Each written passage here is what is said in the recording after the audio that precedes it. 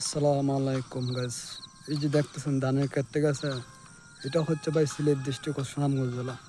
ভাই এরকম আরো হাজার হাজার হাওড় আছে বুঝছেন, যেখানে শুধু ধানকে ধান চাষ হয় ভাই। আমার মনে হয় দ্বিতীয় কোনো বাংলাদেশে এত বড় হাওড়া এলাকা নাই ভাই, যেখানে লক্ষ লক্ষ মানুষের রিজিক হয় এখানে।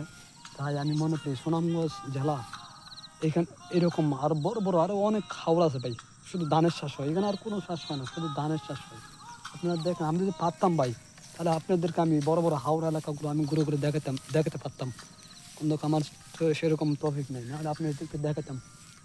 দেখেন, এগুলো আপনাদের দেখানোর দরকার ভাই, যে মানুষের শ্বাস করে অনেক কষ্ট করে ভাই, বছরে একবার শ্বাস করে, একবার শ্বাস করতে পারে। এইখান থেকেই সারা বাংলাদেশে কি আপনার প্রচার মানে ধান প্রচার হয় এখান থেকেই, এই সুনামগঞ্জ জেলার থেকে ভাই। এই যে আমার কৃষক ভাগিনা একটা আছে, ওরা শ্বাস করে। এই তো কয়েকদিন পর যাবে, ইতালি যাবে। আপনারা সবাই ওর জন্য একটু দোয়া করেন যে ইতালি যাওয়ার যেন সাকসেস হতে পারে। সবাই ভালো থাকবেন, আল্লাহ হাফেজ, আসসালামু আলাইকুম।